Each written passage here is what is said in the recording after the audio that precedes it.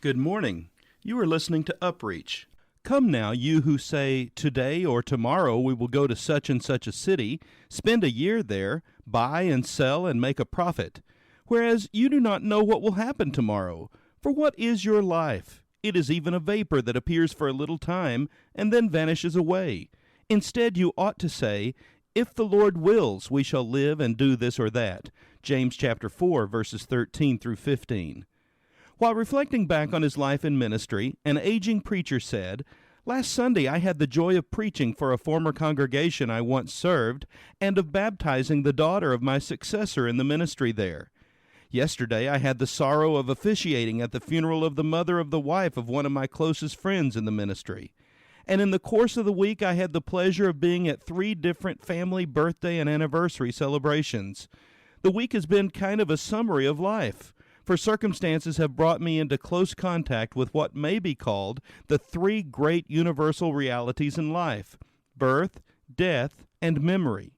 First, there was the baptism, which reminds us of birth. There is nothing in the world so moving as to hold a little child in one's arms. There in one's arms rests an amazing bundle of possibilities for good or for ill. And the challenging thing is that the realization of these possibilities rests almost entirely in the hands of the parents. Every person in this world is a dream of God.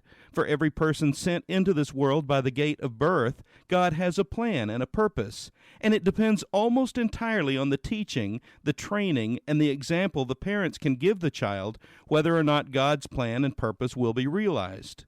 Second, there was the funeral to remind us of death.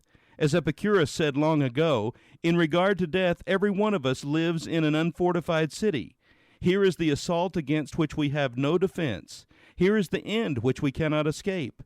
There is nothing here for complaint or regret or fear, for this is part of the essential human situation into which every human being enters. But again, there is challenge, the challenge to be ready whenever the call comes for us at morning, at midday, or at evening. Finally, there were the birthday and anniversary celebrations to remind us of memory. One of the great questions in life is, by what will a man be remembered when he has passed on? When a man passes on and when others speak of him, again and again someone sums up his life in one sentence, for every man leaves behind him some dominant impression of himself. We must seek so to live that men will remember our names with pleasure when our presence is gone. May we so live that the memory we leave is a fragrant and abiding possession. What about you today? As you reflect on the experiences of your life, do you find that you are being used by God and thus are growing closer to Him each day? What kind of a lasting impression will your life make on those you love?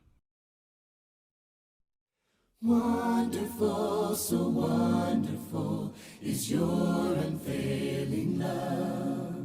Your cross has spoken mercy over me. No eye has seen, no ear has heard, no heart could fully know how glorious, how beautiful you are. Beautiful one I love, beautiful one I adore, beautiful one my soul must sing.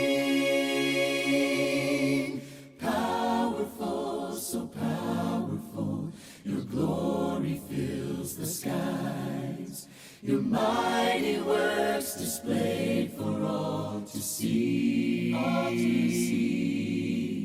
The beauty of your majesty awakes my heart to see.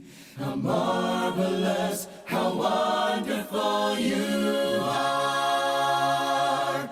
Beautiful one I love, beautiful one I adore, beautiful one my soul must sing. Beautiful one I love, beautiful one I adore, beautiful one my soul must sing. You opened my eyes to your wonders anew. You captured my heart with this love.